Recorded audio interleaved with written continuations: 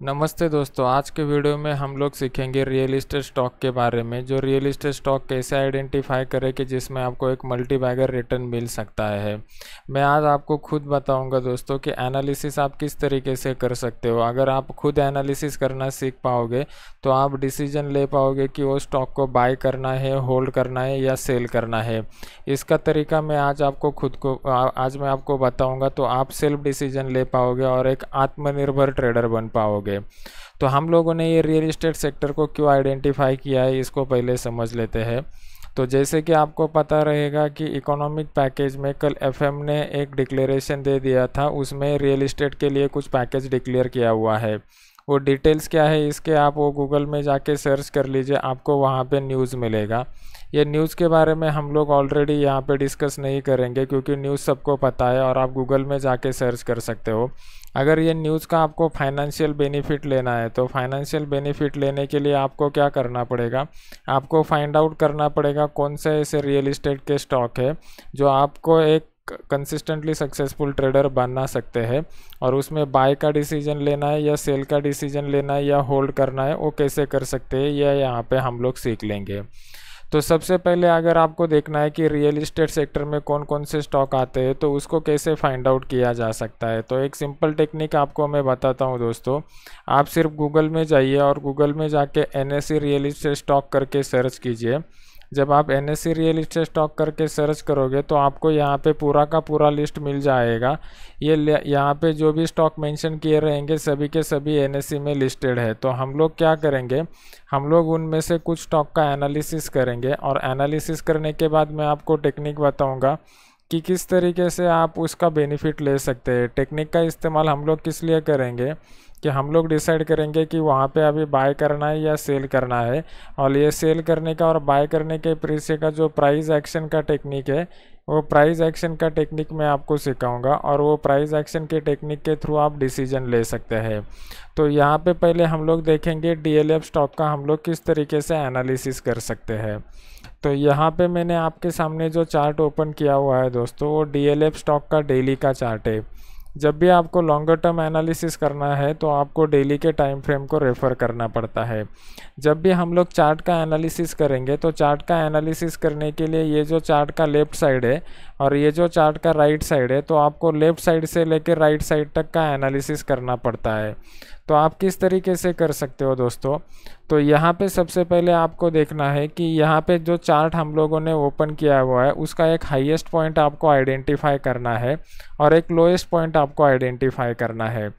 तो आप हाई और लोएस्ट पॉइंट जब आइडेंटिफाई करोगे तो आपको इजीली पता चलेगा कि मार्केट में कौन सा ट्रेंड कंटिन्यू है।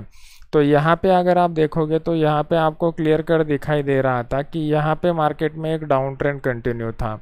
अगर मार्केट में डाउन ट्रेंड कंटिन्यू है तो आपको कुछ भी डिसीजन नहीं लेना है बाय करने का। यहाँ पे डाउन ट्रेंड में सिर्फ और सिर्फ सेल का पोजीशन ही हम लोग ले सकते हैं, तो वही हमारे लिए बेटर रहेगा। फिर उसके बाद अगर आप प्राइस एक्शन को फॉलो करते हो तो एक बात तो आपको पता ही रहेगी कि मार्केट जो है वो प्राइस मूवमेंट किस तरीके से होता है। तो पहले क्या होता है, मार्केट एक ट्रेंडी फेज में चला जाता है, ट्रेंडी के बाद रेंज बाउंड फेज में चला जाता है और उसके बाद दोबारा ट्रेंडी फेज में चला जाता है। तो जैसे कि यहाँ पे अगर आपको दिखाई देगा, यहाँ पे एक ट्रेंडी का फेज था, ट्रेंडी में ये डाउन ट्रेंड यहाँ पे बना हुआ था और डाउन ट्रेंड के बाद अगर आप देखोगे तो यहाँ पे एक बहुत बढ़िया रेंज बाउंड फेज यहाँ पे बना हुआ है। तो ये रेंज बाउंड फेज हमारे डिसीजन के लिए बहुत ही इंपॉर्टेंट फेज बन चुका है। अभी ये रेंज बाउंड फेज में आप क्या कर सकते हो, सबसे पहले आपको क्या करना है, मार्केट में एक बार आपको रेंज बाउंड फेज समझ में आ गया तो रेंज बाउंड फेज का आपको एक्सट्रीम पॉइंट को आइडेंटिफाई करना है। ये जो अपर का एक्सट्रीम पॉइंट है उसको आइडेंटिफाई करना है और ये जो लोअर साइड का एक्सट्रीम पॉइंट है उसको आपको आइडेंटिफाई करना है। अपर साइड की तरफ हम लोग एक हॉरिजॉन्टल लेवल ड्रॉ करेंगे, टेक्निकल लैंग्वेज में उस हॉरिजॉन्टल लेवल को बोलते हैं रेजिस्टेंस। उसी तरीके से लोअर साइड की तरफ भी हम लोग एक हॉरिजॉन्टल लाइन ड्रॉ करेंगे, उसको टेक्निकल लैंग्वेज में बोलते हैं सपोर्ट। तो ये सपोर्ट और रेजिस्टेंस लेवल हम लोग ड्रॉ करेंगे। जब आप सीख जाओगे कि सपोर्ट और रेजिस्टेंस लेवल किस तरीके से ड्रॉ करना है, फिर आप डिसीजन ले सकते हो कि आपको कब बाय करना है और कब सेल करना है। तो अभी आपको क्या करना है, सपोर्ट और रेजिस्टेंस लेवल ड्रॉ करने के लिए हम लोग क्या करेंगे, ये जो कंसोलिडेशन का फेज यहाँ पे बना हुआ है, ये कंसोलिडेशन के फेज का जो एक्सट्रीम अपर पॉइंट है उसके ऊपर एक हॉरिजॉन्टल लाइन ड्रॉ करेंगे, और ये जो कंसोलिडेशन के फेज का लोअर पॉइंट है उसके ऊपर हम लोग एक हॉरिजॉन्टल लाइन ड्रॉ करेंगे। तो ये अपसाइड की तरफ जो हॉरिजॉन्टल लाइन हम लोगों ने ड्रॉ किया हुआ है, तो इसको टेक्निकल लैंग्वेज में बोलते हैं रेजिस्टेंस, और ये लोअर पॉइंट को बोलते हैं सपोर्ट लेवल। तो ये जो प्राइस एक्शन यहाँ पे बना हुआ है, ये जो प्राइस एक्शन यहाँ पे बना हुआ है, इसको टेक्निकल लैंग्वेज में एक कंसोलिडेशन का जोन बोलते हैं।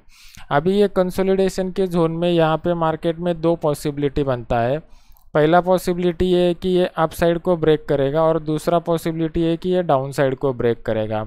अगर ये अप साइड को ब्रेक करता है तो हम लोग बाय का डिसीजन ले लेंगे, और यहाँ पे अगर ये डाउन साइड की तरफ ब्रेक करता है तो हम लोग सेल का डिसीजन ले लेंगे। तो यहाँ पे आपको क्या करना है, यहाँ पे आपको देखना है कि अभी ब्रेकआउट दे दिया तो अप साइड की तरफ मार्केट कितना जाएगा, और डाउन साइड की तरफ ब्रेक दिया तो डाउन साइड की तरफ मार्केट कितना जाएगा। तो इसका आपको टारगेट आइडेंटिफाई करना पड़ेगा कि कितना ऊपर या कितना नीचे जा सकता है। तो टारगेट आइडेंटिफिकेशन का एक सिंपल मेथड ये है कि ये जो बीच का डिस्टेंस है, ये बीच के डिस्टेंस को आपको काउंट करना है। जब आप ये बीच के डिस्टेंस को काउंट करोगे तो लोअर पॉइंट आ रहा है 125 के करीब, और अपर पॉइंट आ रहा है 158 के करीब। तो यहाँ पे अगर आप देखोगे तो एक 33 पॉइंट का यहाँ पे डिफरेंस मिल रहा है। तो जब भी मार्केट यहाँ पे ब्रेक करेगा तो ब्रेक करने के बाद यहाँ पे 33 पॉइंट ऊपर मार्केट जाने की पॉसिबिलिटी है। उसी तरीके से जब डाउन साइड की तरफ मार्केट ब्रेक करेगा तो डाउन साइड की तरफ 33 पॉइंट जाने की पॉसिबिलिटी है। तो उसी तरीके से आपको क्या करना पड़ेगा, अभी ये सिंपल तरीका हो गया, इसमें आप एक कन्फर्मेशन का रूल ऐड कर सकते हो। ये कन्फर्मेशन का रूल अगर आप ऐड करते हो तो आपका जो सक्सेस रेट है, आपका जो एक्यूरेसी है, वो सक्सेस रेट आपका यहाँ पे बढ़ सकता है। तो ये कन्फर्मेशन का रूल क्या है, जो भी आपका ब्रेकआउट का कैंडल रहेगा वो ब्रेकआउट कैंडल के वॉल्यूम को आपको देखना है। जिस दिन मार्केट या हॉरिजॉन्टल सपोर्ट लेवल या रेजिस्टेंस लेवल को मार्केट ब्रेक करेगा तो ये जो भी कुछ आपका ब्रेकआउट का कैंडल होगा, ये ब्रेकआउट के कैंडल का आपको वॉल्यूम देखना है। अगर वॉल्यूम इंक्रीज होता है, मतलब ज़्यादा वॉल्यूम के साथ ब्रेकआउट होता है, तो वही डायरेक्शन कंटिन्यू रहने की पॉसिबिलिटी ज़्यादा रहती है। तो आप ये वॉल्यूम का पैरामीटर भी इसमें ऐड कर सकते हो।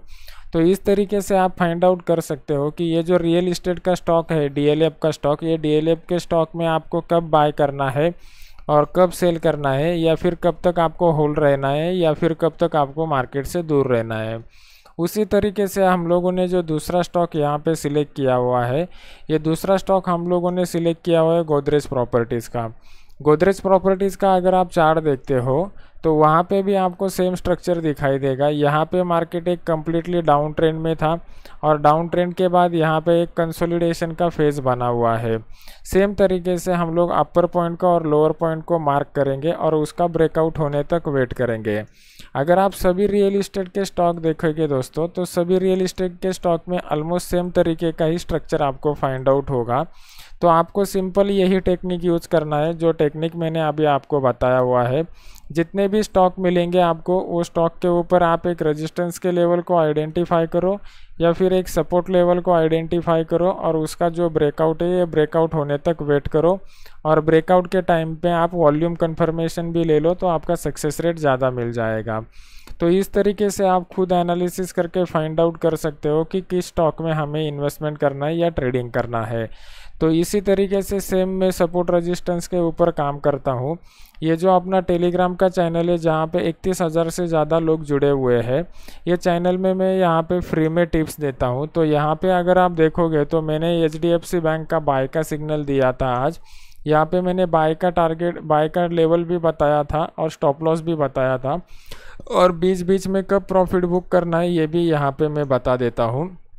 यहाँ पे जो फ्री में टिप्स देता हूँ, ये फ्री में टिप्स के ऊपर बाकी लोग भी ट्रेड करते हैं, उनका भी मैं यहाँ पे रियल ट्रेड प्रूफ दिखा देता हूँ। और इसी सिग्नल के ऊपर मैं कि मेरे खुद के अकाउंट में भी ट्रेड करता हूँ, और यहाँ पे मैंने खुद के अकाउंट का रियल ट्रेड प्रूफ दिखाया हुआ है with the exchange execution order number और एग्जीक्यूटेड स्टेटस के साथ।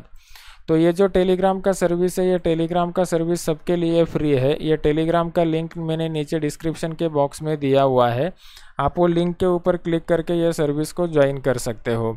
उसी तरीके से अपना यूट्यूब का चैनल है, उसको भी आप सब्सक्राइब कर सकते हो। अगर ये वीडियो आपको अच्छा लगता है तो इसको लाइक कीजिए, शेयर कीजिए। और अगर आपको किसी पर्टिकुलर स्टॉक के ऊपर एनालिसिस चाहिए या किसी पर्टिकुलर सेक्टर के ऊपर एनालिसिस चाहिए तो मुझे कमेंट सेक्शन में वैसे बता दीजिए कि ये स्टॉक का एनालिसिस करके बताओ कि आगे इन फ्यूचर में क्या हो सकता है, तो वो वीडियो बनाने की मैं मेरी तरफ से पूरी कोशिश करूँगा।